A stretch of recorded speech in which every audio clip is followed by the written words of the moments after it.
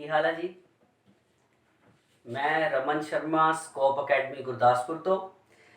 ਅੱਜ ਅਸੀਂ class 10th ਦੀ physics ਸਾਡੀ ਚੱਲਦੀ ਪਈ ਸੀ ਔਰ ਅਸੀਂ ਪੜ੍ਹਦੇ ਪਏ ਸੀ magnetic effect of electric current, ਯਾਨੀ ਕਿ ਕਰੰਟ ਦੇ ਨਾਲ ਕਿਸ ਪ੍ਰਕਾਰ ਮੈਗਨੈਟਿਕ ਫੀਲਡ ਪੈਦਾ ਹੁੰਦਾ। ਅਜੇ ਤੱਕ ਤੇ ਅਸੀਂ ਇਹੀ ਚੀਜ਼ ਸੋਚੀ ਸੀ ਜਾਂ ਸੁਣੀ ਸੀ ਕਿ ਇੱਕ ਮੈਗਨੇਟ ਜਿਹੜੀ ਹੈ ਉਹ ਹੀ ਮੈਗਨੈਟਿਕ ਫੀਲਡ ਦੇ ਰਹੀ ਹੈ। ਕੋਈ ਮੈਗਨੇਟ ਹੈ, ਮੈਗਨੇਟ ਕੀ ਹੈ ਜਿਹਦਾ ਇੱਕ ਨਾਰਥ ਪੋਲ ਹੈ ਔਰ ਇੱਕ ਸਾਊਥ ਪੋਲ ਹੈ। ਇੱਕ ਸਾਈਡ ਨਾਰਥ ਹੈ, ਇੱਕ ਸਾਈਡ ਸਾਊਥ ਹੈ। ਹੁਣ ਤੁਹਾਡੇ ਕੋਲ ਇੱਕ ਕਨਸੈਪਟ ਹੋਰ ਆ ਗਿਆ ਕਿ ਅਗਰ ਇੱਕ ਵਾਇਰ ਹੈ, ਵਾਇਰ ਚੋਂ ਕਰੰਟ ਨਿਕਲ ਰਿਹਾ ਔਰ ਉਸ ਵਾਇਰ ਦੇ ਹਰ ਪਾਸੇ ਕਰੰਟ ਨਿਕਲਣ ਤੇ ਮੈਗਨੈਟਿਕ ਫੀਲਡ ਪ੍ਰੋਡਿਊਸਡ ਹੋਏਗਾ। ਇਹ ਅਸੀਂ ਪੜਿਆ ਪਿਛਲੇ ਯੂਨਿਟ 'ਚ। ਲਾਸਟ ਯੂਨਿਟ ਦੇ ਵਿੱਚ, ਲਾਸਟ ਲੈਕਚਰ 'ਚ ਅਸੀਂ ਇਹ ਚੀਜ਼ ਪੜ੍ਹੀ ਕਿ ਅਗਰ ਕਿਸੇ ਵਾਇਰ ਚੋਂ ਕਰੰਟ ਗੁਜ਼ਰਦਾ ਤੇ ਮੈਗਨੈਟਿਕ ਫੀਲਡ ਪੈਦਾ ਹੁੰਦਾ ਔਰ ਇਸ ਚੀਜ਼ ਦੀ ਡਿਸਕਵਰੀ ਕੀਤੀ ਗਈ ਸੀ ਹੈਂਸ ਔਰ ਐਸਟਰ ਦੁਆਰਾ। ਉਸ ਤੋਂ ਬਾਅਦ ਮੈਗਨੈਟਿਕ ਫੀਲਡ ਕਿਸ ਪ੍ਰਕਾਰ ਦਾ ਪ੍ਰੋਡਿਊਸਡ ਹੁੰਦਾ, ਉਹਦੀ ਡਾਇਰੈਕਸ਼ਨ ਜਿਹੜੀ ਆ ਕਿਸ ਦਿਸ਼ਾ 'ਚ ਹੁੰਦੀ ਆ, ਉਹਦੇ ਤੇ ਗੱਲ ਕੀਤੀ ਗਈ ਸੀ ਕਿ ਰਾਈਟ ਹੈਂਡ ਥੰਬ ਰੂਲ ਜੋ ਹੈ ਉਹ ਤੁਹਾਨੂੰ ਦੇਗਾ ਮੈਗਨੈਟਿਕ ਫੀਲਡ ਦੀ ਡਾਇਰੈਕਸ਼ਨ। ਠੀਕ ਹੈ, ਸੋ ਰਾਈਟ ਹੈਂਡ ਥੰਬ ਰੂਲ ਨੇ ਸਾਨੂੰ ਦੱਸਿਆ ਕਿ ਅਗਰ ਕਰੰਟ ਕੈਰਿੰਗ ਕੰਡਕਟਰ ਨੂੰ ਅਸੀਂ ਆਪਾਂ ਇਸ ਤਰ੍ਹਾਂ ਇਨ ਹੈਂਡ ਹੋਲਡ ਕਰਦੇ ਹਾਂ ਤੇ ਥੰਬ ਆਫ ਡਾਇਰੈਕਸ਼ਨ ਜੋ ਹੈ ਉਹ ਕਰੰਟ ਦੀ ਦਿਸ਼ਾ ਦੱਸਦਾ ਪਿਆ ਔਰ ਮੈਗਨੈਟਿਕ ਫੀਲਡ ਦੀ ਦਿਸ਼ਾ ਕਰਲ ਫਿੰਗਰਸ ਦੱਸਦੇ ਆ। ਇਹ ਗੱਲ ਕੀਤੀ ਸੀ ਆਪਾਂ ਲਾਸਟ ਟਾਈਮ ਜਦੋਂ ਕਿਸੇ ਸਟ੍ਰੇਟ ਕੰਡਕਟਰ ਚੋਂ ਇਲੈਕਟ੍ਰਿਕ ਕਰੰਟ ਪਾਸ ਹੋਏ ਤੇ ਮੈਗਨੈਟਿਕ ਫੀਲਡ ਕਿਸ ਤਰ੍ਹਾਂ ਪ੍ਰੋਡਿਊਸਡ ਹੁੰਦਾ। ਇਹਦੇ ਨਾਲ ਹੀ ਇੱਕ ਹੋਰ ਟੌਪਿਕ ਸੀ ਜੋ ਕਿ ਬੁੱਕ 'ਚ ਵੀ ਤੁਸੀਂ ਦੇਖ ਸਕੋਗੇ, ਉਹ ਹੈ ਕਿ ਕਿਸ ਪ੍ਰਕਾਰ ਦੇ ਨਾਲ ਮੈਗਨੈਟਿਕ ਫੀਲਡ ਜੋ ਹੈ ਉਹ ਪ੍ਰੋਡਿਊਸਡ ਹੋਏਗਾ ਅਗਰ ਤੁਹਾਡਾ ਸਟ੍ਰੇਟ ਕੰਡਕਟਰ ਨਾ ਹੋ ਕੇ, ਠੀਕ ਹੈ, ਸਟ੍ਰੇਟ ਕੰਡਕਟਰ ਨਾ ਹੋ ਕੇ ਅਗਰ ਇੱਕ ਸਰਕੂਲਰ ਕੰਡਕਟਰ ਹੈ, ਠੀਕ ਹੈ, ਸਰਕੂਲਰ ਕੰਡक्टर है, ਇਹ बैटरी लगा दी गई, नेगेटिव एंड पॉजिटिव एंड एक सर्कुलर कंडक्टर और सर्कुलर कंडक्टर है ते साडे को करंट की डायरेक्शन की होएगी पॉजिटिव टू नेगेटिव। मैं दस चुकिया तुहानू यूनिट नंबर पहले जी, एक बार फिर तो मैंशन कर देना, फिर तो रिवाइज कर देना, फिर तो ही गल करना कि स्टैप बाय स्टैप चलना। ने आप पहला वीडियो देखांगे, फिर दूसरा, फिर तीसरा, फिर चौथा, मतलब स्टैप बाय स्टैप। अगर तुम डायरैक्ट ए वीडियो देखते पे हो, ए सैकेंड लैक्चर है यूनिट नंबर 2 फिजिक्स का, तुसी फर्स्ट वाला देखना पहला। अगर फर्स्ट वाला देख लोगे तो फिर इजी समझ आ जाएगा। अच्छा, हुन की है, हुन है मैग्नेटिक फील्ड ड्यू टू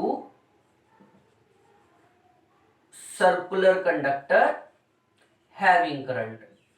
अगर कोई सर्कुलर कंडक्टर है ਉਹਦੇ ਚੋਂ करंट निकलेगा ਤੇ मैग्नेटिक फील्ड किस तरह प्रोड्यूस होएगा। बेटा इस केस ਦੇ ਵਿੱਚ ਤੁਸੀਂ राइट हैंड थंब रूल ही लगेगा। फर्क सिर्फ इतना कि ਆਪਾਂ ਇਹਨੂੰ ਪਾਰਟਸ ਦੇ ਵਿੱਚ ਲਗਾ ਸਕਦੇ ਹਾਂ। ਪਾਰਟਸ ਵਿੱਚ ਫੋਰ ਐਗਜ਼ਾਮਪਲ ਇੰਨੇ ਪਾਰਟ ਦੀ ਗੱਲ ਕਰ ਲਈਏ ਔਰ ਇਹਨੂੰ ਮੰਨ ਕੇ ਚੱਲੀਏ ਕਿ ਇਹ ਸਾਡਾ ਇੱਕ ਸਟੇਟ ਕੰਡਕਟਰ ਹੈ ਸਿੱਧਾ, ਔਰ ਸਟੇਟ ਕੰਡਕਟਰ ਨੂੰ ਅਗਰ ਮੈਂ ਇਸ ਤਰ੍ਹਾਂ ਇਨ ਹੋਲਡ ਕਰ ਦਿੱਤਾ, ਇਸ तरह ਤੇ ਇਹ ਡਾਇਰੈਕਸ਼ਨ ਕਰੰਟ ਦੀ ਹੋਗੀ ਤੇ ਮੈਗਨੈਟਿਕ ਫੀਲਡ ਇਸ ਤਰ੍ਹਾਂ ਇਸ ਵਾਇਰ ਦੇ ਨੀਚੇ ਤੋਂ ਹੁੰਦਾ ਹੋਇਆ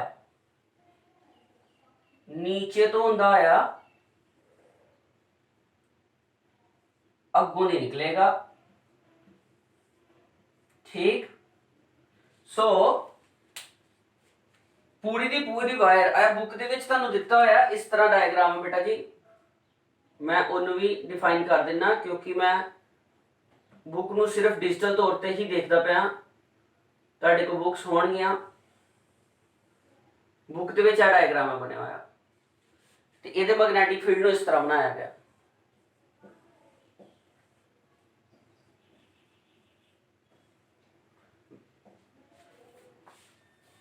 मैग्नैटिक फील्ड किसी भी circular wire they which part के तौर पर कर सकते हो तुसी, और एक पार्ट जिहड़ा वा उत्ते राइट हैंड थंब रूल लगा के इत्थे लगा लो, इत्थे लगा लो, इत्थे लगा लो, इत्थे लगाओगे तो मतलब अगर यह वायर है करंट इधर जा रहा तो नीचे तो हुंदा होया मैग्नैटिक फील्ड जिहड़ा वो डिफाइन होएगा।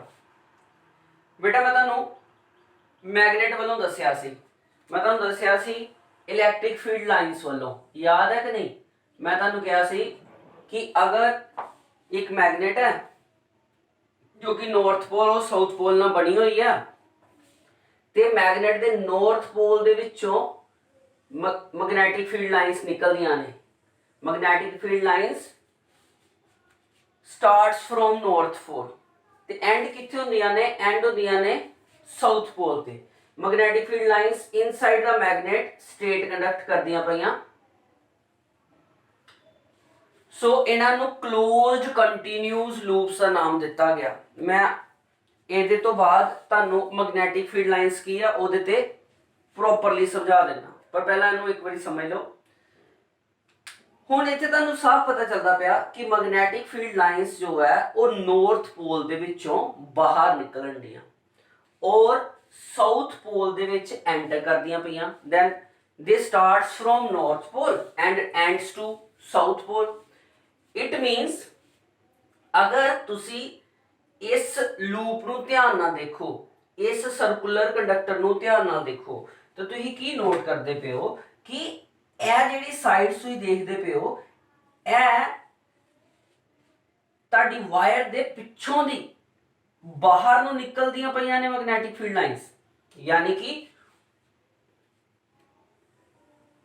बाहर नूं निकलन दियां मैग्नैटिक फील्ड लाइनस। इट मीनस यह जिहड़ा अगर यह लूप होगी, मैं तुहानूं समझाना, यह सर्कुलर लूप है और इस सर्कुलर लूप दे विच करंट की डायरैक्शन ऊपर नूं है, ठीक है, that is called anti clockwise है ना, एंटी क्लॉकवाइज है ना, यह क्लॉक की रनिंग है, यह क्लॉक के ओपोजिट एंटी क्लॉकवाइज। ते मैग्नैटिक फील्ड लाइनस साडियां इस वायर तो बाहर नूं आ रही तुहाडे वाले पासे बाहर नूं आउटवर्ड। इट मीनस मैग्नैटिक फील्ड का नॉर्थ पोल की तरह बिहेव करनगियां। क्यों? क्योंकि नॉर्थ पोल की हुंदा, नॉर्थ पोल हुंदा जिहदे चों मैग्नैटिक फील्ड लाइनस निकलदियां पईयां ते यह सारियां बाहर नूं आ रही। अगर मैं इस लूप नूं उलट करके देखा या इधर तो अगे आ जा, यह देखो इधर मैग्नैटिक फील्ड लाइनस अंदर नूं जा रही ने, देखो ना, यह लूप है, ठीक है। मैं तुहानूं किस तरह एग्जाम्पल ना दसा, मिल गई एग्जाम्पल, मिल गई एग्जाम्पल। यह सर्कुलर लूप है, सर्कुलर लूप दे विच यह मैग्नैटिक फील्ड लाइनस देखो ना, इहदे च की आ करंट जो है वो एंटी क्लॉकवाइज तुहाडी साइड तो इधर इधर जा रहा है, ठीक है, और मैग्नैटिक फील्ड लाइनस बाहर नूं आ रही ने जिद्दां मैं तुहानूं दस्सिया। इट मीनस तुहाडे वाला फेस जो है वो नॉर्थ पोल की तरह बिहेव करता पाया। मैं इत्थे तुहानूं ड्रॉ करके दस देना, फॉर एग्जाम्पल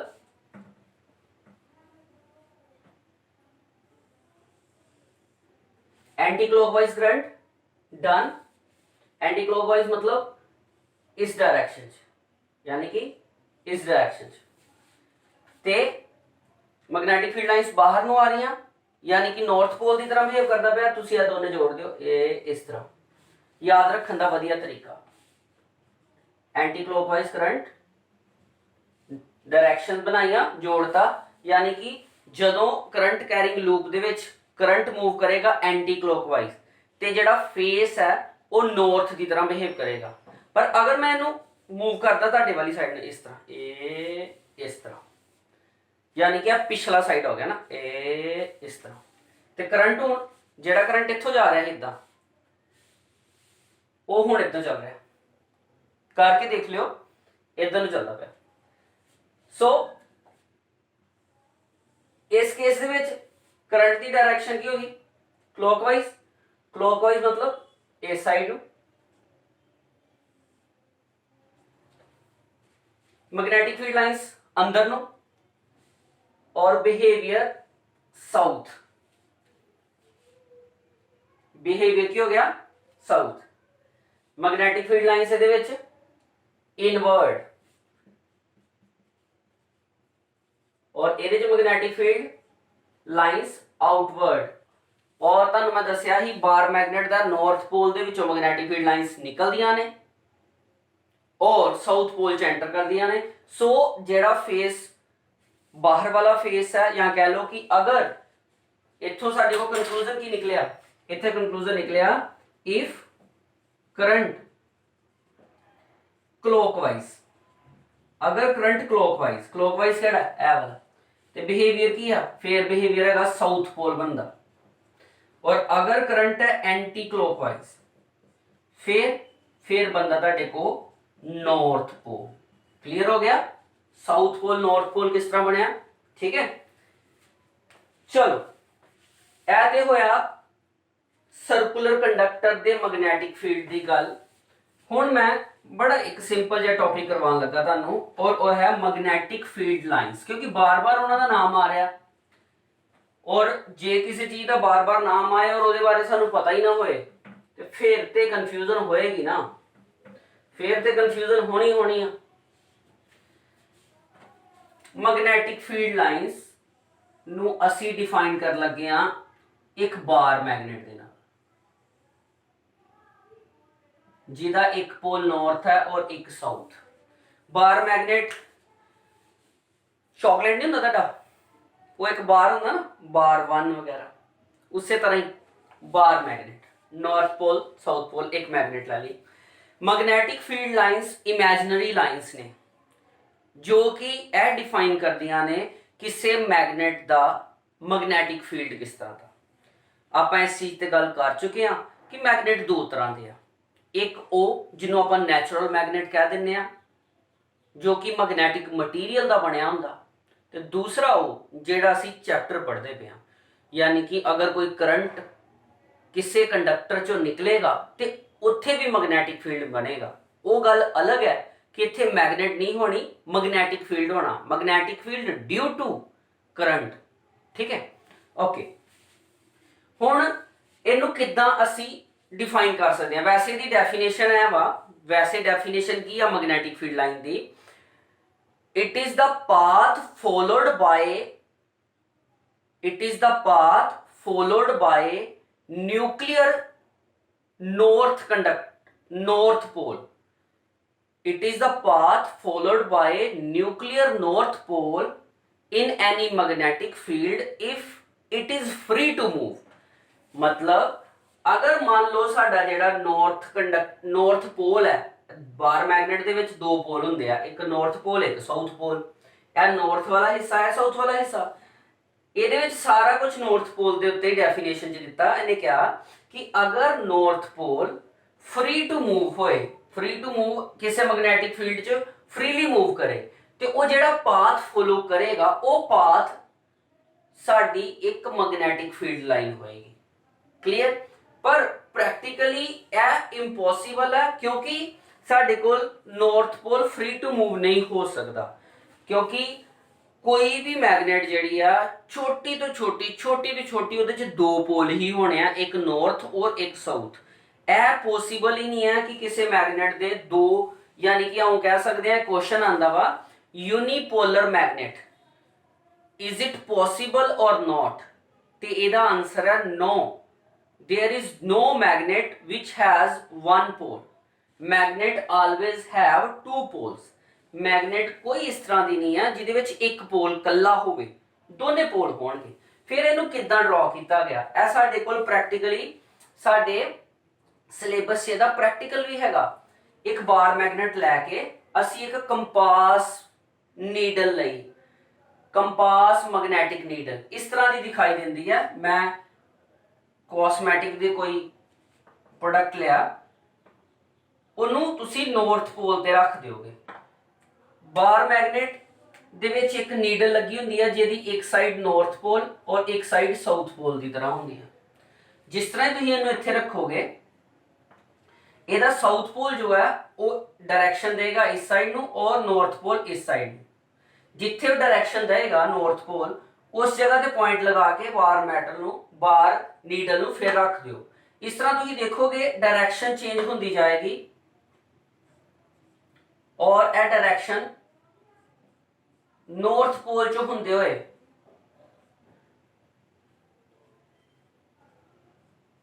ਸਾਊਥ ਪੋਲ 'ਚ ਐਂਟਰ ਕਰ ਜਾਏਗੀ ਇਸ ਤਰ੍ਹਾਂ। और बार बार अलग अलग पॉइंट के उत्ते जो तुम इनू करोगे बहुत सारिया लाइन्स अलग अलग पॉइंट के उत्ते तुम इदा ड्रॉ करोगे।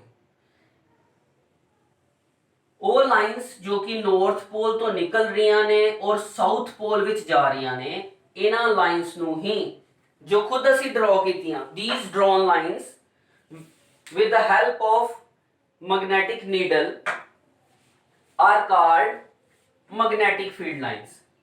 So magnetic field lines ਜਿਹੜੀਆਂ ਨੇ ਉਹਦੀ ਕੀ ਪ੍ਰੋਪਰਟੀਜ਼ ਨਿਕਲੀ? ਉਹਦੀ ਪਹਿਲੀ ਪ੍ਰੋਪਰਟੀ ਨਿਕਲੀ they travel north to south outside the magnet। ਇਹ ਜਿਹੜੀ ਬਾਰ ਮੈਗਨੇਟ ਹੈ ਤੁਸੀਂ ਦੇਖਦੇ ਪਿਓ ਇਹ ਨੌਰਥ ਤੋਂ ਸਾਊਥ ਤੱਕ ਜਾ ਰਹੀਆਂ ਨੇ, ਪਰ ਇਹ ਲੂਪਸ ਇੱਥੇ ਜਾ ਕੇ ਖਤਮ ਨਹੀਂ ਹੁੰਦੀਆਂ। ਇਹ ਲਾਈਨਸ ਜੋ ਨੇ ਇਹ ਸਾਊਥ ਦੇ ਪੋਲ ਤੋਂ ਨੌਰਥ ਪੋਲ ਚ ਅੰਦਰੋਂ ਮੂਵ ਕਰਦੀਆਂ ਨੇ। So they travel south to north inside the magnet, magnet ਦੇ ਅੰਦਰ ਮੂਵ ਕਰਦੀਆਂ ਨੇ ਸਾਊਥ ਟੂ ਨੌਰਥ, ਬਾਹਰੋਂ ਨੌਰਥ ਤੋਂ south, then south to north, इस तरह। so they are closed continuous curves, close continue curves कह लो या loops कह लो। मतलब close ने north to south किया and then south to north, फिर close north to south, south to north। they are closed continue loops। पहली property समझ आ गई। प्रॉपर्टी नंबर दूसरी की गल कर लईए। Two magnetic field lines never intersect। कदी भी ਇਹ ਦੇਖਦੇ ਪਿਓ ਇਹ ਜਿਹੜੀ ਮੈਗਨੈਟਿਕ ਫੀਲਡ ਲਾਈਨ ਪਹਿਲੀ ਜਾ ਰਹੀ ਆ ਦੂਸਰੀ ਦੇ ਨਾਲ ਜਾ ਰਹੀ ਆ, ਪਰ ਕਦੀ ਵੀ ਇਹ ਲਾਈਨਸ ਆਪਸ ਵਿੱਚ ਕੱਟ ਨਹੀਂ ਹੋਣਗੀਆਂ, ਇੰਟਰਸੈਕਸ਼ਨ ਨਹੀਂ ਕਰਨਗੀਆਂ। ਦੇ ਨੈਵਰ ਇੰਟਰਸੈਕਟ। ਇਹ ਕੁਐਸਚਨ ਤੁਹਾਨੂੰ ਆਂਦਾ, ਇਹਦਾ ਕਾਰਨ ਮੈਂ ਤੁਹਾਨੂੰ ਦੱਸਦਾ ਕਿ ਇਹਦਾ ਆਨਸਰ ਕੀ ਹੋਏਗਾ, ਕਿਉਂ ਨਹੀਂ ਕੱਟ ਕਰਦੀਆਂ। ਐਕਚੁਅਲ ਦੇ ਵਿੱਚ ਕੀ ਹੁੰਦਾ,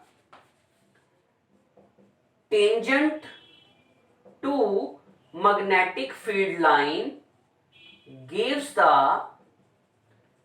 direction of magnetic field। अगर तुसी किसी भी magnetic field line ਦੇ ਉੱਤੇ tangent draw ਕਰ ਲਓ, ਮੰਨ ਲਓ ਇਹ ਵਾ ਤੁਹਾਡੀ magnetic field line ਔਰ ਇੱਥੇ ਤੁਸੀਂ tangent draw ਕਰ ਲਓ।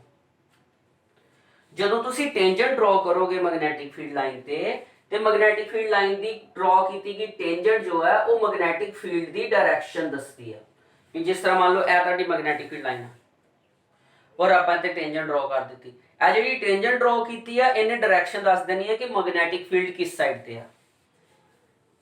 जदों इंटरसैक्शन की गल हुंदी है, इंटरसैक्शन दे उत्ते तुसीं देखो अगर मान लो दो मैग्नेटिक फील्ड लाइन्स एक किस तरह वा एक किस तरह वा, ए कट कर दियां मान लो, ते अगर तुम इत्थे देखो तो इत्थे दो टेंजेंट बननगी, एक यह बनती पई तुहाडी टेंजेंट और एक टेंजेंट यह बनती पई। So at the point of intersection there will be two tangents. अगर ज्यादा लाइन्स इंटरसेक्ट करनगियां ज्यादा टेंजेंट्स ड्रॉ होणगियां, ज्यादा टेंजेंट्स ड्रॉ होणगियां ज्यादा मैग्नेटिक फील्ड की डायरेक्शन शो होएगी। यह पॉसिबल नहीं, क्योंकि एक मैग्नेट है तो ਉਹਦਾ मैग्नेटिक फील्ड भी तो एक ही होएगा ना। if there is only one magnet then it should have only one magnetic field। therefore at the point of intersection there will be multiple tangent, multiple magnetic field direction, which is not possible। that is why two magnetic field lines never intersect each other। कभी भी intersection नहीं दिंदियां। Clear होगी गल? इत्थे तक पता चल गया? ਤੁਹਾਨੂੰ ਨੋਟਸ ਜਿਹੜੇ ਆ ਉਹ ਦਿੱਤੇ ਜਾਣਗੇ। ਅਗਰ ਮੇਰੀ ਰਾਈਟਿੰਗ ਦੀ ਪ੍ਰੋਬਲਮ ਹੈ, ਇੰਨੀ ਵਧੀਆ ਰਾਈਟਿੰਗ ਨਹੀਂ ਹੈ, ਇਸ ਕਰਕੇ ਮੈਂ ਸਲੋਲੀ ਤੁਹਾਨੂੰ ਸਮਝਾਣਾ ਤੇ ਤੁਸੀਂ ਮੇਰੇ ਨੋਟਸ ਤੋਂ ਉਹਨੂੰ ਕਰ ਸਕਦੇ ਹੋ। ਨੋਟਸ ਬਿਲਕੁਲ ਸਿੰਪਲ ਹੈ, ਮੇਰੇ ਨੋਟਸ ਬਿਲਕੁਲ ਸਿੰਪਲ ਹੈ, ਤੁਸੀਂ ਆਰਾਮ ਨਾਲ ਉਹਨਾਂ ਨੂੰ ਯਾਦ ਕਰ ਸਕਦੇ ਹੋ, ਸਮਝ ਸਕਦੇ ਹੋ, ਕੋਈ ਪ੍ਰੋਬਲਮ ਨਹੀਂ ਹੈ। ਸੋ दो मैग्नेटिक फील्ड लाइंस क्यों नहीं इंटरसेक्ट कर दी पियां? क्योंकि यार देखो ना, मैं एक बार फिर तो समझा देना, क्योंकि है ना इंपॉर्टेंट टॉपिक है एग्जाम के हिसाब नाल, तो आपां नूं क्रैमिंग नहीं करनी, असी समझना। मान लो साडे को दो मैग्नेटिक फील्ड लाइंस ने और वो कर दियां पियां इंटरसेक्शन। मैग्नेटिक फील्ड लाइंस की एक बहुत ही इंपॉर्टेंट प्रॉपर्टी है, इन्हें भी प्रॉपर्टी ही कह सकते हो। This is property number 3 and then this is property number 2, इनू तुसी 3 का नंबर दो, ठीक है, क्योंकि वो डिफाइन होएगी तो समझ आ जाएगी। की प्रॉपर्टी है कि अगर किसी भी मैग्नेटिक फील्ड लाइन के उत्ते टेंजेंट ड्रॉ कर दी जाए तो उस जगह के उत्ते जिथे टेंजेंट ड्रॉ की है वो टेंजेंट मैग्नेटिक फील्ड की डायरैक्शन दसेगी। हुण मान लो मैं मैग्नेटिक फील्ड की डायरैक्शन पता करन जा रहा इस इंटरसैक्शन पॉइंट के उत्ते, पॉइंट इंटरसैक्शन तो मैं इसकी डायरैक्शन इस टेंजेंट के तौर के उत्ते ए देती, तो मैं क्या डायरैक्शन मैग्नेटिक फील्ड की अपवर्ड है। मेरा दोस्त आया, वो बोलता मैं निकालदा मैग्नेटिक फील्ड की डायरैक्शन, उन्हें टेंजेंट ड्रॉ तो की पर उन्हें ए वाली मैग्नेटिक फील्ड लाइन देखी तो टेंजेंट ड्रॉ कर दी। हुण मेरे हिसाब नाल मैग्नेटिक फील्ड लाइन है ए वा ते मेरे दोस्त के हिसाब नाल दूसरा। हुण तुहाडे हिसाब नाल मैग्नेटिक फील्ड लाइंस दो तरह नाल दो टेंजेंट दे रही तो क्या दो डायरेक्शन होएगी? नहीं, यह पॉसिबल ही नहीं है।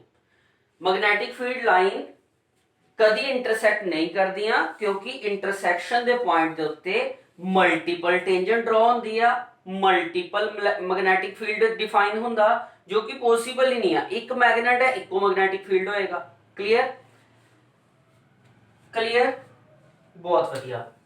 चलो अगली प्रॉपर्टीज देखते हैं, इहते मैं तुहानू नोट्स दूंगा।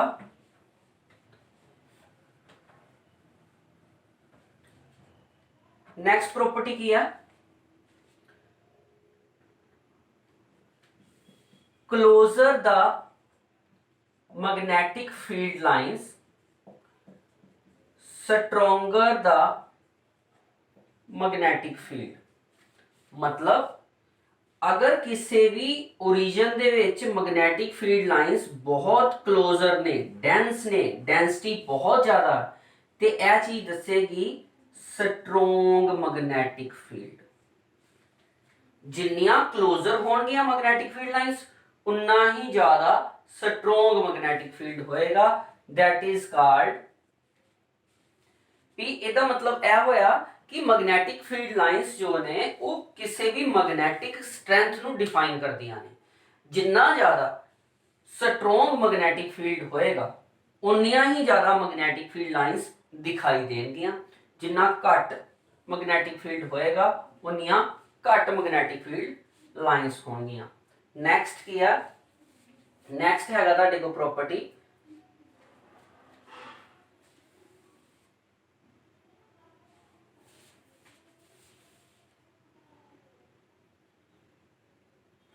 नैक्सट प्रॉपर्टी आप यूज कर सकते हैं स्ट्रेट,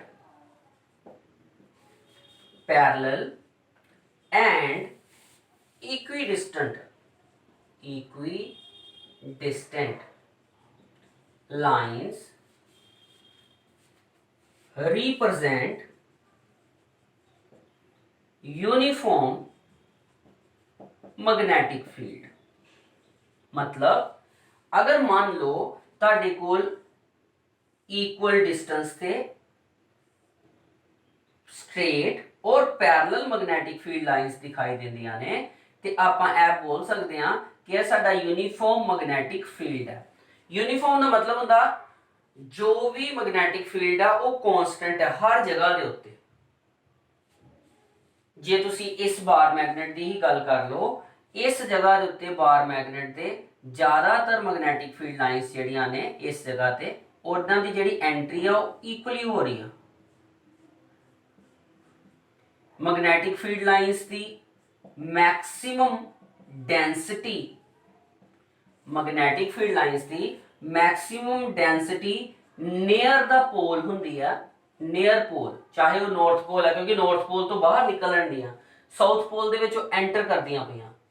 सो इस करके पोल स्ट्रेंथ कह लो या मैग्नेटिक फील्ड कह लो, यह सब तो ज्यादा और यूनीफॉर्म तुहानू इत्थे दिखाई देगा। जिस तरह दूर जाई जाने आ मैग्नेटिक फील्ड लाइन्स जो ने वो एक दूजे तो डाइवर्ज करके परां नूं जांदियां ने। इहनूं आपां बोलदे हां लेटरल डिप्रेशन। लेटरल डिप्रेशन मतलब कि एक दूजे तो दूर चले जांदियां ने, ठीक है। और जदों पोल दे नेड़े आंदियां ने, चाहे वो इधर की गल कर लीए चाहे इधर नूं, इहनूं आपां बोलदे हां इनवर्ड कॉन्ट्रैक्शन। ਇਹ ਲਾਈਨਸ ਅੰਦਰ ਨੂੰ ਆ ਜਾਂਦੀਆਂ ਨੇ, ਇੰਟਰਸੈਕਟ ਕਿਤੇ ਨਹੀਂ ਕਰਨਗੀਆਂ। ਮੈਗਨੈਟਿਕ ਫੀਲਡ ਲਾਈਨਸ ਮੈਕਸਿਮਮ ਹੁੰਦੀਆਂ ਨੇ ਪੋਲ ਦੇ ਉੱਤੇ ਤੇ ਪੋਲ ਸਟਰੈਂਥ ਹੁੰਦੀ ਹੈ ਸਭ ਤੋਂ ਜ਼ਿਆਦਾ। ठीक है जी, तो समझ आ गया तुहानू कि मैग्नेटिक फील्ड लाइन्स दी की प्रॉपर्टीज ने। Magnetic field lines the properties असी 1 बाय 1 पढ़िया। नंबर 1, मैग्नेटिक फील्ड लाइन्स जड़ियां ने वो नॉर्थ पोल तो निकलदियां साउथ पोल दे एंटर करदियां बाहरों और अंदरों एंटर करदियां साउथ टू नॉर्थ। इस करके यह बनिया क्लोज्ड कंटिन्यू कर्व्स। उस तो अलावा आप पढ़िया कि दो मैग्नेटिक फील्ड लाइन्स आपस च कट नहीं करदियां। क्यों नहीं करदियां, उहदे लई भी एक प्रॉपर्टी जिम्मेवार है कि मैग्नेटिक फील्ड लाइन्स के उत्ते टेंजेंट लगा दिए तो मैग्नेटिक फील्ड लाइन की डायरेक्शन यानी मैग्नेटिक फील्ड की डायरेक्शन दसदियां ने। सो पावर टाइम दिता तुहानू। उस तो बाद आपां गल कीती कि मैग्नेटिक फील्ड लाइन्स का ज़्यादा होना, बहुत करोड़ी होना, यह दसदा वा कि मैग्नेटिक फील्ड स्ट्रोंग है। और अगर मान लो मैग्नेटिक फील्ड लाइन्स एक दूजे तो काफ़ी डीपली डेप्थ दे ने, दूर दूर है, विरलियां ने, है ना, डेंसिटी घट है, तो मैग्नेटिक फील्ड वीक मन्निया जाएगा। सो स्ट्रोंग मैग्नेटिक फील्ड का मतलब है ज़्यादा number of magnetic field lines, ते वीक का मतलब है घट मैग्नेटिक फील्ड लाइन्स। अगर क्लोजर कह लो या इक्वी डिस्टेंट कह लो, पैरेलल कह लो या फिर कंटिन्यू कह लो, अगर ये लाइन्स तुसी आराम नाल एक पैटर्न च देखते पे हो तो यह चीज रिप्रेजेंट करेगी कि साडा मैग्नेटिक फील्ड जो है वो की है, वो है कांस्टेंट। सो छोटी छोटी प्रॉपर्टीज कीतियां जो कि इंपॉर्टेंट है मैग्नेटिक फील्ड लाइन्स को लैके, इस करके इन्हों एक बार समझ लेना जी। हुण तुहानू पता तुसी लास्ट टाइम यूनिट कीता सी इलैक्ट्रिसिटी, जिहदे विच मैं तुहानू कहा कि इलैक्ट्रिसिटी के हिसाब नाल साडे कोल मटीरियल 3 प्रकार के हुंदे ने, जिन्हां चों करंट निकलदा कंडक्टर, जिन्हां चों नहीं निकलदा इंसुलेटर, ते जिन्हां चों थोड़ा थोड़ा करंट निकलदा सैमीकंडक्टर। उस तरह ही साडे कोल कुछ मैग्नेटिक मटीरियल्स भी है जी। मैग्नेटिक मटीरियल्स किहड़े मैग्नेटिक मटीरियल्स से उन्हां दी प्रॉपर्टीज की ने, इन्हां दी गल कर लगे आपां। What are the various types of magnetic material? साडे कोल 3 प्रकार के मैग्नेटिक मटीरियल हुंदे आ। पहला डायामैग्नेटिक, ठीक है, दूसरा पैरामैग्नेटिक, ते तीसरा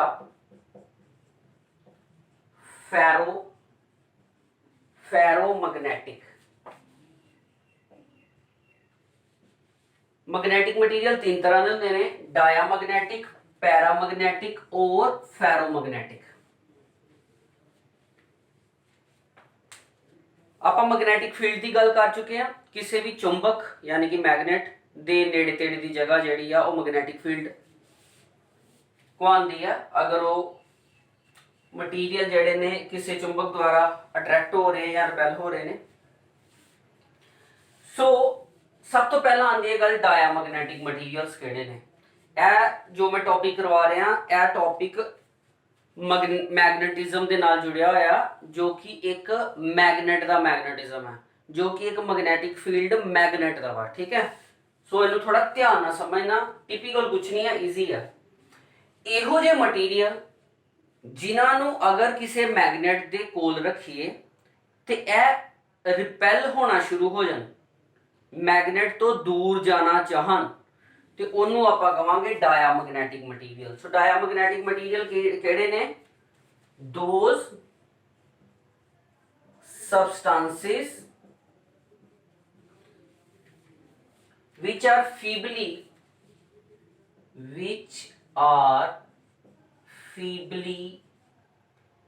repelled by magnetic field या feebly repelled by a magnet। कोई मैग्नेट तो रिपल्शन लै रहे ने। पैरामैग्नेटिक सबस्टांस किहड़े ने? मैं एग्जांपल ला नहीं दे देना, कुछ मॉलिक्यूल N2 वाटर NaCl ਇਹ ਕੀ ਨੇ? ਇਹ ਹੈਗੇ ਤੁਹਾਡੇ ਕੋਲ डायामैग्नेटिक सबस्टांसेस। ठीक है, ਹੁਣ ਵਾਰੀ ਆਂਦੀ ਹੈ ਤੁਹਾਡੇ ਕੋਲ ਪੈਰਾਮੈਗਨੈਟਿਕ substance the.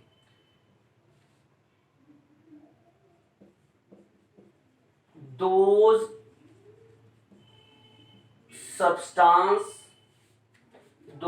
substances which are feebly attracted by a magnet।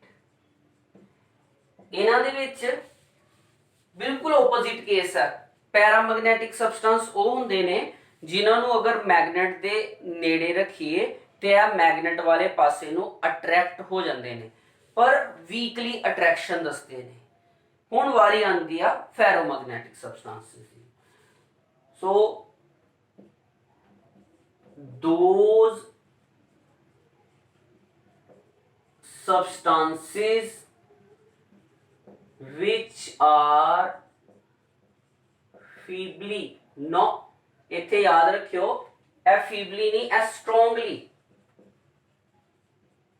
attracted by a magnet। किसे मैगनेट दे कोल रखन ते ए मैगनेट वाले पासे बहुत तेजी दे नाल बहुत स्ट्रोंगली अट्रैक्ट हुंदे ने, ओ होए ताडे फेरोमैग्नेटिक सबस्टेंस। यानी कि पैरा और फेरो ए दोनों दी सारी केमिस्ट्री कह लो, सारी फिजिक्स कह लो, इक्को जी है। अट्रैक्ट हुंदे ने भी, ये भी अट्रैक्ट हुंदे आ। फर्क है वा कि इन्हां दी अट्रैक्शन घट है और इन्हां दी अट्रैक्शन बहुत ज्यादा। मैं तुहानूं इहनूं थोड़े जे लॉजिक नाल दसदा, ज़्यादा डीप नहीं मैं जावांगा क्योंकि 10th की क्लास है, सानूं इन्ने ज़्यादा डेप्थ नाल नहीं जाना चाहिए, क्योंकि जो चीज़ साडे लई इंपोर्टेंट है उहदी गल करते हैं। मैगनेटिक कंडक्टिविटी के आधार पर यह मन्निया जाता कि किसी भी सबस्टांस दे विच डोमेन्स हुंदियां ने। डोमेन्स जो कि किसी सबस्टांस दे विच मैगनेटिक फील्ड है किन्ना, उहदे ते डिपेंड करदियां ने। जे ते गल करिए डाईमैग्नेटिक सबस्टांस दी, डाईमैग्नेटिक सबस्टांस दी, उहदे विच ਇਹ ਜਿਹੜੀਆਂ डोमेन्स ने ਇਹ बहुत घट, वेरी लो इन वैल्यू, और वैसे तो ਹੁੰਦੀਆਂ ही नहीं है, पर जदों इन्हां नूं मैगनेटिक फील्ड विच रखदे आ आपां, नॉर्थ तो साउथ एक मैगनेटिक फील्ड विच रख दिंदे आ किन्नों डाईमैग्नेटिक सबस्टांस नूं, ते इहदे विच ਜਿਹੜੀਆਂ डोमेन्स ने मैगनेटिक डोमेन्स, इन्हां दी डायरैक्शन अगर मान लो मैगनेटिक फील्ड की डायरैक्शन है रही ताडी नॉर्थ टू साउथ की, इन्हां दी direction opposite to magnetic field होएगी। ਜਿਹੜੀ ਤੁਹਾਡਾ मैगनेटिक मटीरियल डायमैग्नेटिक सबस्टांस ਹੁੰਦੀ ਆ ना, ਉਹਦੇ ਵਿੱਚ ਜਿਹੜੀਆਂ मैगनेटिक डायपोल्स या छोटिया छोटिया डायपोल्स ने ਉਹਨਾਂ ਦੀ ਜਿਹੜੀ ਡਾਇਰੈਕਸ਼ਨ ਹੈ ਉਹ ਓਪੋਜ਼ਿਟ ਹੁੰਦੀ ਆ ਮੈਗਨੈਟਿਕ ਫੀਲਡ ਦੇ, ਜਿਹਦੇ ਕਰਕੇ ਇਹ ਰਿਪੈਲ ਕਰਦੇ ਨੇ ਵੀਕਲੀ। ਨੰਬਰ 2, ਜੇ ਗੱਲ ਕਰ ਲਈਏ ਸਾਡੇ ਕੋਲ ਪੈਰਾਮੈਗਨੈਟਿਕ ਸਬਸਟੈਂਸਿਸ ਦੀ। ਪੈਰਾਮੈਗਨੈਟਿਕ ਸਬਸਟੈਂਸ ਦੇ ਵਿੱਚ ਜਿਹੜੀਆਂ ਡਾਇਪੋਲਸ ਨੇ, ਅਗਰ ਤੁਸੀਂ ਇਹਨਾਂ 'ਚ ਡਾਇਪੋਲ ਪ੍ਰੈਜ਼ੈਂਟ ਹੁੰਦੀਆਂ, ਮੈਗਨੈਟਿਕ ਫੀਲਡ ਜਿੱਦਾਂ ਹੀ ਇਹਨਾਂ ਤੇ ਅਪਲਾਈ ਹੁੰਦਾ ਜਾਂ ਕਿਸੇ ਮੈਗਨੇਟ ਦੇ ਨੇੜੇ ਰੱਖਦੇ ਆ, ਇਹ ਡਾਇਪੋਲਸ ਜਿਹੜੀਆਂ ਨੇ ਮੈਗਨੈਟਿਕ ਫੀਲਡ ਦੀ ਡਾਇਰੈਕਸ਼ਨ ਦੇ ਵਿੱਚ ਅਲਾਈਨ ਹੋ ਜਾਂਦੀਆਂ ਨੇ, ਪਰ ਇਹਨਾਂ ਦੀ ਗਿਣਤੀ ਵੀ ਜ਼ਿਆਦਾ ਨਹੀਂ ਹੁੰਦੀ, ਜਿਹਦੇ ਕਰਕੇ ਆ ਮੈਗਨੈਟਿਕ ਫੀਲਡ ਯਾਨੀ ਕਿ ਮੈਗਨੇਟ ਵਾਲੇ ਪਾਸੇ ਅਟਰੈਕਟ ਤੇ ਹੁੰਦੀਆਂ ਨੇ, ਪਰ ਜ਼ਿਆਦਾ ਗਿਣਤੀ ਨਾ ਹੋਣ ਕਰਕੇ ਫੀਬਲੀ ਯਾਨੀ ਕਿ ਥੋੜੀਆਂ ਅਟਰੈਕਟ ਹੁੰਦੀਆਂ ਨੇ। ਤੇ ਜੇ ਗੱਲ ਕਰੀਏ ਫੈਰੋਮੈਗਨੈਟਿਕ ਸਬਸਟੈਂਸਿਸ ਦੀ, ਫੈਰੋਮੈਗਨੈਟਿਕ ਸਬਸਟੈਂਸ ਦੇ ਵਿੱਚ ਇਹਨਾਂ ਡਾਇਪੋਲਸ ਦੀ ਗਿਣਤੀ ਬਹੁਤ ਜ਼ਿਆਦਾ ਹੁੰਦੀ ਆ, ਔਰ ਉਹਦੇ ਨਾਲ ਨਾਲ ਮੈਗਨੈਟਿਕ ਫੀਲਡ ਦੀ ਡਾਇਰੈਕਸ਼ਨ ਦੇ ਵਿੱਚ ਇਹ ਆਪਣੇ ਆਪ ਨੂੰ ਸਟਰੋਂਗਲੀ ਅਲਾਈਨ ਕਰ ਲੈਂਦੇ ਆ, ਯਾਨੀ ਕਿ ਮੈਗਨੈਟਿਕ ਫੀਲਡ ਦੀ ਡਾਇਰੈਕਸ਼ਨ 'ਚ ਬਿਲਕੁਲ ਜਿੱਧਰ ਮੈਗਨੈਟਿਕ ਫੀਲਡ ਆ ਉਧਰ ਨੂੰ ਹੀ ਮੂਵ ਕਰ ਜਾਂਦੇ ਆ, ਔਰ ਬਹੁਤ ਸਟਰੋਂਗਲੀ ਕਰਦੇ ਆ। ਸੋ ਮੈਗਨੈਟਿਕ ਫੀਲਡ ਦੀ ਮੈਗਨੇਟ ਦੇ ਥਰੂ ਅਟਰੈਕਟ ਹੋਣਾ ਜਾਂ ਰਿਪੈਲ ਹੋਣਾ ਉਹ ਡਿਪੈਂਡ ਕਰਦਾ ਵਾ ਇਹਨਾਂ ਛੋਟੀਆਂ ਡੋਮੇਨਸ 'ਚ। ਡੋਮੇਨਸ ਦੀ ਗਿਣਤੀ ਬਹੁਤ ਜ਼ਿਆਦਾ ਹੋਣ ਤੇ ਔਰ ਅਲਾਈਨਮੈਂਟ ਸੇਮ ਡਾਇਰੈਕਸ਼ਨ 'ਚ ਹੋਣ ਕਰਕੇ ਫੈਰੋਮੈਗਨੈਟਿਕ ਸਬਸਟੈਂਸ ਸਟਰੋਂਗਲੀ ਅਟਰੈਕਟ ਕਰਦੇ ਨੇ। ਪੈਰਾਮੈਗਨੈਟਿਕ ਸਬਸਟੈਂਸ ਘੱਟ ਡਾਇਪੋਲ ਮੂਵਮੈਂਟ ਕਰਕੇ ਘੱਟ ਅਟਰੈਕਟ ਕਰਦੇ ਨੇ, ਜਦ ਕਿ ਡਾਇਆਮੈਗਨੈਟਿਕ ਸਬਸਟੈਂਸ ਅਸਲ ਦੇ ਵਿੱਚ ਇਹਨਾਂ 'ਚ ਕੋਈ ਡਾਇਪੋਲ ਨਹੀਂ ਹੁੰਦੀ, ਪਰ ਮੈਗਨੈਟਿਕ ਫੀਲਡ ਰੱਖਣ ਦੇ ਉੱਤੇ ਇੱਕ ਡਾਇਪੋਲ ਦਾ ਨਿਰਮਾਣ ਹੁੰਦਾ, ਔਰ ਉਹ ਡਾਇਪੋਲ ਆਪੋਜ਼ਿਟ ਡਾਇਰੈਕਸ਼ਨ 'ਚ ਹੁੰਦੀ ਆ, ਸੋ ਇਹ ਰਿਪੈਲ ਕਰਦੇ ਨੇ। ਠੀਕ, ਪਰ ਆਪਾਂ ਇਹਨਾਂ ਦੇ ਸਿਰਫ ਮੇਨ ਪੁਆਇੰਟਸ ਹੀ ਕਰਨੇ ਆ। ਸੋ ਆਪਾਂ ਇਹ ਕਹਿ ਸਕਦੇ ਹਾਂ ਦੂਸਰੇ ਪੁਆਇੰਟ 'ਚ, when placed in external magnetic field,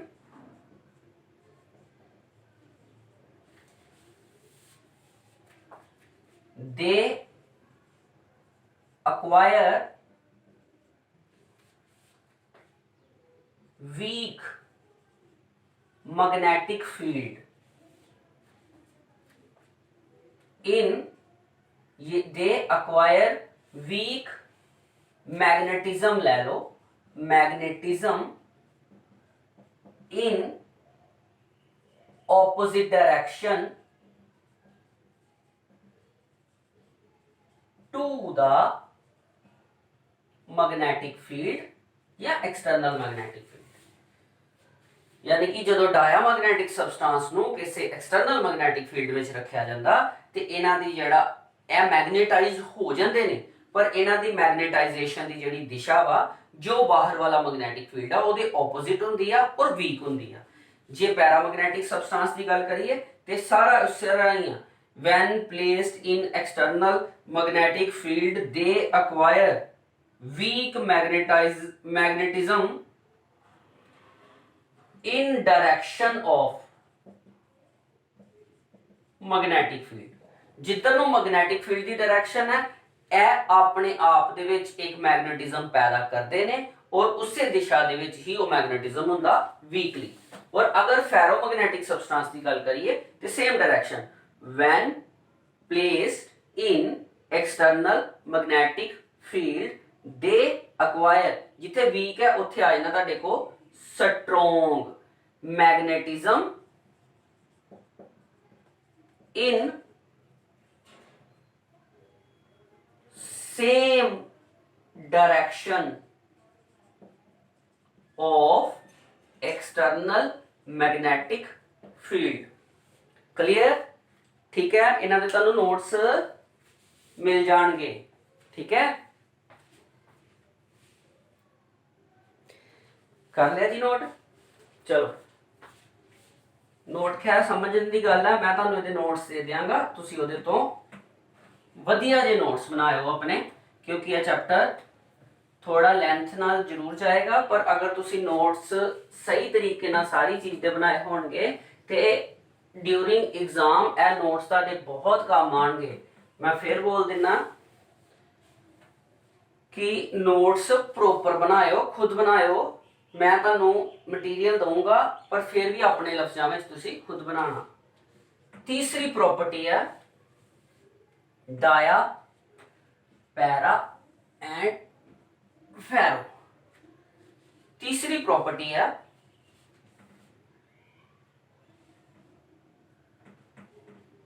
magnetic field lines do not magnetic field lines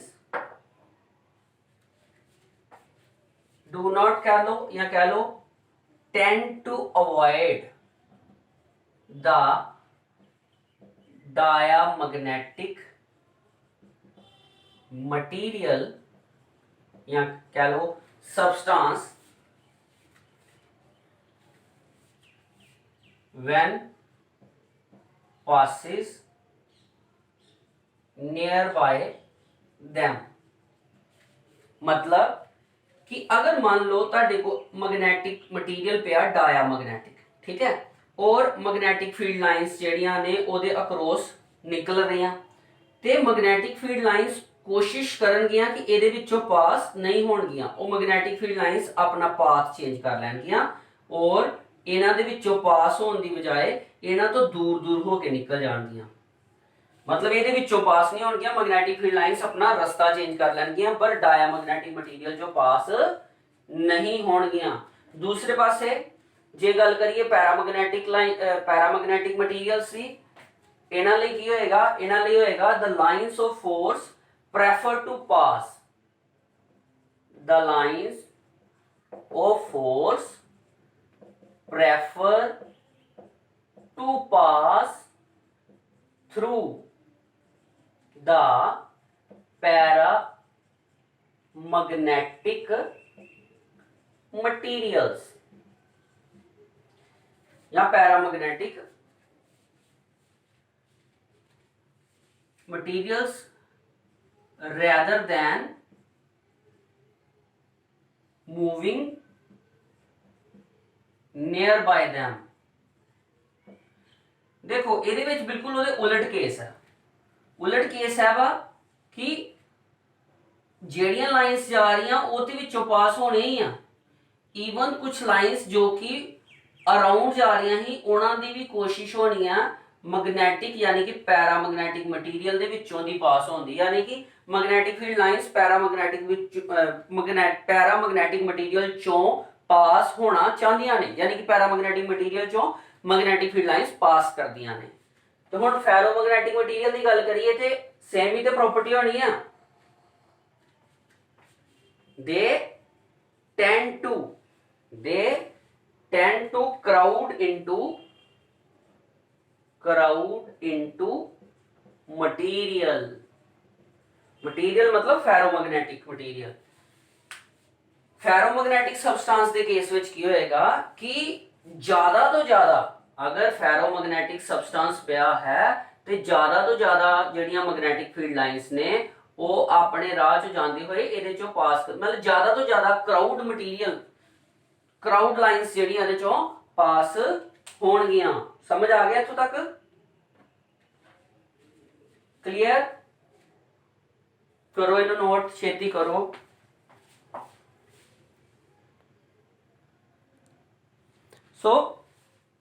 ऐसी कुछ मेन प्रॉपर्टीज, उस तो अलावा भी कुछ प्रॉपर्टीज बुक से दित्तियां ने, बहुत ईजी ने। फॉर एग्जांपल अगर डायामैग्नेटिक मटीरियल्स नू किसी मैग्नेटिक फील्ड दे विच अगर रखते हैं तो हमेशा मैग्नेटिक फील्ड लाइंस के परपेंडिकुलर अपने आप नू स्टेबल करेगा, जबकि अगर पैरा या फेरोमैग्नेटिक मटीरियल की गल की जाए तो दोनों ही मटीरियल अपने आप नू अलाइन कर लेंगे along the magnetic field lines. ਇਹਦਾ मतलब यह होया कि डायामैग्नेटिक मटीरियल्स वो मटीरियल्स ने जिन्हां नू एक्सटर्नल मैग्नेटिक फील्ड बिल्कुल चंगा नहीं लगता और वो ਉਹਦੇ ਤੋਂ रिपेल ਹੁੰਦੇ ਆ। ਇਹਨਾਂ ਦੇ ਇੱਕ मैं लॉजिक भी ਤੁਹਾਨੂੰ ਦੱਸ देना। देखो डायामैग्नेटिक मटीरियल्स वो मटीरियल होणगे, ਇਹ ਕੈਮਿਸਟਰੀ ਤੋਂ लॉजिक है, जिन्हां दे विच हमेशा उन्हां दे इलैक्ट्रॉनिक कन्फिगरेशन हमेशा पेयर्ड होएगी। पेयर्ड का मतलब 2 4 6 ਉਹਨਾਂ ਦੇ ਵਿੱਚ ਇਲੈਕਟ੍ਰੋਨਸ ਦੀ ਗਿਣਤੀ ਜਿਹੜੀ ਆ ਉਹ ਪੇਅਰਡ ਹੋਏਗੀ ਤੇ ਆਪਾਂ ਇਸ ਤਰ੍ਹਾਂ ਦੇ ਮਟੀਰੀਅਲ, ਇਸ ਤਰ੍ਹਾਂ ਦੇ ਸਬਸਟੈਂਸਸ ਨੂੰ ਅਸੀਂ ਬੋਲਾਂਗੇ ਡਾਇਆਮੈਗਨੈਟਿਕ। ਪੈਰਾਮੈਗਨੈਟਿਕ ਮਟੀਰੀਅਲਸ ਉਹ ਹੋਣਗੇ ਜਿਨ੍ਹਾਂ ਦੇ ਵਿੱਚ ਨੰਬਰ ਆਫ ਇਲੈਕਟ੍ਰੋਨਸ ਜਿਹੜੇ ਆ ਪੇਅਰਡ ਨਾ ਹੋ ਕੇ ਓਡ ਫਾਰਮ 'ਚ ਹੋਣਗੇ। ਓਡ ਫਾਰਮ 'ਚ 3 5 7 9 3 5 7 9 ਇਹ ਕੀ ਹੋ ਗਏ, ਓਡ ਹੋ ਗਏ।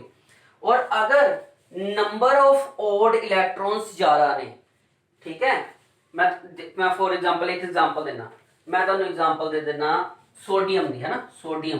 ਸੋਡੀਅਮ ਦਾ ਐਟੋਮਿਕ ਨੰਬਰ 11 ਹੈ।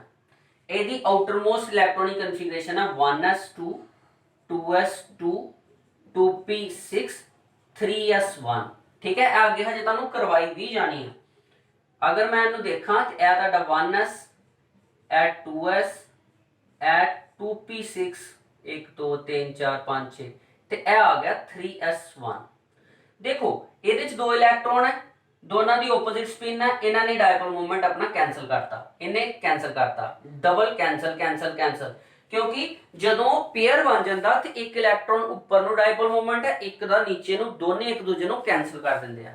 ਪਰ ਜਿਹੜਾ ਰਹਿ ਜਾਂਦਾ ਅਨਪੇਅਰਡ ਰਹਿਣ ਕਰਕੇ ਇਹਦੀ ਇੱਕ ਨੈਟ ਡਾਇਪੋਲ ਡਾਇਰੈਕਸ਼ਨ ਬਣਦੀ ਹੈ, ਜਿਹਦੇ ਕਰਕੇ ਜਿਹੜੇ ਪੈਰਾਮੈਗਨੈਟਿਕ ਮਟੀਰੀਅਲ ਹੈ, ਪੈਰਾਮੈਗਨੈਟਿਕ ਮਟੀਰੀਅਲ ਦਾ ਨੈਟ ਡਾਇਪੋਲ ਹੁੰਦਾ, ਇੱਕ ਦਿਸ਼ਾ ਹੁੰਦੀ ਹੈ। ਪਰ ਜਿਹੜੇ ਤੁਹਾਡੇ ਕੋਲ ਡਾਇਆਮੈਗਨੈਟਿਕ ਮਟੀਰੀਅਲਸ ਹੁੰਦੇ ਨੇ ਉਹਨਾਂ ਦੇ ਵਿੱਚ ਜ਼ਿਆਦਾਤਰ ਡਾਇਆਮੈਗਨੈਟਿਕ ਮਟੀਰੀਅਲ ਜਿਨ੍ਹਾਂ ਦੇ ਵਿੱਚ ਆਊਟਰਮੋਸਟ ਕਨਫੀਗਰੇਸ਼ਨ ਜਿਹੜੀ ਆ ਉਹ ਆ ਜਾਏ, ਜਿੱਦਾਂ ਮੰਨ ਲਓ ਕਾਰਬਨ ਦਾ ਐਟੋਮਿਕ ਨੰਬਰ 6, ਕੀ ਹੋਏਗਾ 1s2 2s2 2p 1s2 2s2 2p2 2p2 ਹੈ ਨਾ। ਤੇ ਇਹ ਕੀ ਹੋਇਆ, ਇਹ ਵੀ ਓਡ ਹੋ ਗਿਆ। ਕਿਉਂ ਓਡ ਹੋ ਗਿਆ, ਇਹ ਦੇਖ ਲਓ, ਕਿਉਂਕਿ ਇਹਦੇ ਵਿੱਚ ਵੀ ਤੁਹਾਡਾ 2 और 2 1 2 3 4 1 2 ਇਹ ਅਨਪੇਅਰਡ ਹੋ ਗਿਆ। ਅਗਰ ਨੰਬਰ ਆਫ ਅਨਪੇਅਰਡ ਇਲੈਕਟ੍ਰੋਨਸ ਦੀ ਗਿਣਤੀ ਬਹੁਤ ਜ਼ਿਆਦਾ ਵਾ ਤੇ ਫਿਰ ਉਹ ਫੈਰੋਮੈਗਨੈਟਿਕ ਬਣ ਜਾਏਗਾ, ਯਾਨੀ ਕਿ ਨੰਬਰ ਆਫ ਅਨਪੇਅਰਡ ਇਲੈਕਟ੍ਰੋਨਸ ਅਗਰ ਕਿਸੇ ਵੀ ਐਲੀਮੈਂਟਸ ਵਿੱਚ ਜ਼ਿਆਦਾ ਨੇ then it is ਫੈਰੋਮੈਗਨੈਟਿਕ। ਜਿੱਦਾਂ ਮੰਨ ਲਓ ਆਇਰਨ ਦੀ ਗੱਲ ਕਰ ਲਈਏ, ਕੋਬਾਲਟ ਦੀ ਗੱਲ ਕਰ ਲਈਏ, ਨਿਕਲ ਦੀ ਗੱਲ ਕਰ ਲਈਏ, ਇਹ ਤੁਹਾਡੇ ਫੈਰੋਮੈਗਨੈਟਿਕ ਸਬਸਟੈਂਸ ਨੇ। ਔਰ ਮੈਗਨੈਟਿਕ ਮਟੀਰੀਅਲ ਦੇਖਿਆ ਨਾ ਉਹਦਾ ਕਿੰਨਾ ਜ਼ਬਰਦਸਤ ਹੈ, ਮੈਗਨੇਟ ਨੂੰ ਦੂਰ ਤੋਂ ਹੀ ਮੈਗਨੇਟ ਵਾਲੇ ਪਾਸੇ ਅਟਰੈਕਟ ਹੋ ਜਾਂਦੇ ਨੇ, ਠੀਕ ਹੈ ਨਾ। ਸੋ ਕਲੀਅਰ ਹੋ ਗਿਆ, ਡਾਇਆਮੈਗਨੈਟਿਕ ਮਟੀਰੀਅਲਸ ਉਹ ਹੁੰਦੇ ਨੇ ਜਿਹੜੇ ਕਿ ਵੀਕਲੀ ਰਿਪੈਲਡ ਹੁੰਦੇ ਨੇ। ਕਾਰਨ ਮੈਂ ਤੁਹਾਨੂੰ ਦੱਸ ਦਿੱਤਾ, ਇਹਨਾਂ ਵਿੱਚ ਨਾ ਪੇਅਰਡ ਇਲੈਕਟ੍ਰੋਨਸ ਹੁੰਦੇ ਆ। ਪੇਅਰਡ ਇਲੈਕਟ੍ਰੋਨ ਹੋਣ ਕਰਕੇ ਇੱਕ ਦੂਜੇ ਦੀ ਡਾਇਪੋਲ ਮੂਵਮੈਂਟ, ਇੱਕ ਉੱਪਰ ਨੂੰ ਆਇਆ ਇੱਕ ਨੀਚੇ ਨੂੰ ਆਇਆ, ਇੱਕ ਦੂਜੇ ਦੀ ਡਾਇਪੋਲ ਮੂਵਮੈਂਟ ਕੱਟ ਕਰ ਦਿੰਦੇ ਆ। ਸੋ ਇਹਨਾਂ 'ਚ ਮੈਗਨੈਟਿਕ ਫੀਲਡ ਖੁਦ ਦਾ ਹੁੰਦਾ ਹੀ ਨਹੀਂ ਆ। ਅਗਰ ਮੈਗਨੈਟਿਕ ਫੀਲਡ ਇਹਨਾਂ ਨੂੰ ਦਿੱਤਾ ਜਾਂਦਾ ਵਾ ਤੇ ਇਹ ਉਹਦੇ ਤੋਂ ਡਾਇਵਰਟ ਹੁੰਦੇ ਆ, ਉਹਨਾਂ ਤੋਂ ਰਿਪੈਲ ਕਰਦੇ ਆ। ਪੈਰਾਮੈਗਨੈਟਿਕ ਮਟੀਰੀਅਲ ਉਹ ਹੁੰਦੇ ਨੇ ਜਿਨ੍ਹਾਂ ਦੇ ਵਿੱਚ ਅਨਪੇਅਰਡ ਇਲੈਕਟ੍ਰੋਨ 1 2 3 ਖਾਲੀ ਇਲੈਕਟ੍ਰੋਨ ਹੋਣਗੇ। ਜਿੰਨੇ ਖਾਲੀ ਇਲੈਕਟ੍ਰੋਨ ਹੋਣਗੇ ਉਨਾ ਹੀ ਇਹਨਾਂ ਦਾ ਪੈਰਾਮੈਗਨੈਟਿਜ਼ਮ ਜ਼ਿਆਦਾ ਹੋਏਗਾ ਔਰ ਇਹ ਮੈਗਨੈਟਿਕ ਫੀਲਡ ਵਾਲੀ ਸਾਈਡ ਤੇ ਅਟਰੈਕਟ ਕਰਦੇ ਨੇ ਵੀਕਲੀ। ਜੇ ਗੱਲ ਕਰੀਏ ਤੁਹਾਡੇ ਕੋਲ ਫੈਰੋਮੈਗਨੈਟਿਕ ਮਟੀਰੀਅਲ ਦੀ, ਫੈਰੋਮੈਗਨੈਟਿਕ ਮਟੀਰੀਅਲਸ ਉਹ ਮਟੀਰੀਅਲਸ ਨੇ ਜਿਨ੍ਹਾਂ ਦੇ ਵਿੱਚ ਤੁਹਾਡਾ ਜਿਹੜਾ ਮੈਗਨੇਟਿਜ਼ਮ ਹੈ ਉਹ ਪ੍ਰੋਡਿਊਸਡ ਹੁੰਦਾ ਇਨ ਦਾ ਡਾਇਰੈਕਸ਼ਨ ਆਫ ਮੈਗਨੈਟਿਕ ਫੀਲਡ ਔਰ ਸਟਰੋਂਗਲੀ, ਕਿਉਂਕਿ ਇਹਨਾਂ ਦੇ ਵਿੱਚ ਨੰਬਰ ਆਫ ਓਡ ਇਲੈਕਟ੍ਰੋਨਸ ਬਹੁਤ ਜ਼ਿਆਦਾ ਹੁੰਦੇ ਨੇ। ਐਸੀ ਸਾਡਾ ਅੱਜ ਦਾ lecture physics unit number 2 complete ਕੀਤਾ ਆਪਾਂ। ਅੱਜ ਦਾ ਲੈਕਚਰ ਅੱਜ ਇਸ ਯੂਨਿਟ 'ਚ ਕਾਫੀ ਕੁਝ ਪੜ੍ਹਨ ਵਾਲਾ ਪਿਆ। ਲਾਸਟ ਵਿੱਚ ਤੁਹਾਡਾ ਜਿਹੜਾ ਇਸੇ ਲੈਕਚਰ 'ਚ 5 ਨੰਬਰ ਦਾ ਇੱਕ ਕੁਐਸਚਨ ਜਿਹੜਾ ਆਉਂਦਾ ਉਹਦੇ ਤੇ ਆਪਾਂ ਪੂਰਾ ਇੱਕ ਲੈਕਚਰ ਹੀ ਦੇਣਾ 5 ਨੰਬਰ ਦੇ ਮਾਰਕਸ ਵਾਸਤੇ, ਠੀਕ ਹੈ। ਚਲੋ ਇਹਨੂੰ ਆਪਾਂ ਥੋੜਾ ਜਿਹਾ ਹਟਾ ਦਿੰਦੇ ਆ ਪਿੱਛੇ, ਗੱਲ ਕਰਦੇ ਹਾਂ ਟਿਪ ਆਫ ਦਾ ਡੇ ਦੀ। ਬੇਟਾ ਸਮਝ ਆ ਰਹੀ ਹੈ ਤੁਹਾਨੂੰ? ਕੋਈ ਵੀ ਚੀਜ਼ ਨੂੰ ਸਮਝਣ ਦੇ ਲਈ ਸਭ ਤੋਂ ਪਹਿਲਾਂ ਆਪਣੇ ਆਪ ਦੇ ਉੱਤੇ ਫੋਕਸ ਕਰੋ। ਫੋਕਸ ਕੀ ਕਰਨ ਦਾ ਜ਼ਰੂਰਤ ਹੈ ਕਿ ਕਿਆ ਅਸੀਂ ਪੜ੍ਹਨ ਤੋਂ ਪਹਿਲਾਂ ਤਿਆਰ ਹਾਂ। ਮਤਲਬ ਦੇਖੋ ਬੇਟਾ, ਕਈ ਵਾਰ ਕੀ ਹੁੰਦਾ ਸਾਡੇ ਸਮੇਂ ਬੰਨੇ ਹੁੰਦੇ ਆ। ਤੁਸੀਂ ਨੋਟ ਕਰੋ, ਅਸੀਂ ਘਰ ਦੇ ਖਾਣੇ ਦੇ ਸਮੇਂ ਬੰਨੇ ਆ, ਨਾਸ਼ਤਾ, ਦੁਪਹਿਰ ਦਾ ਖਾਣਾ, ਰਾਤ ਦਾ ਖਾਣਾ।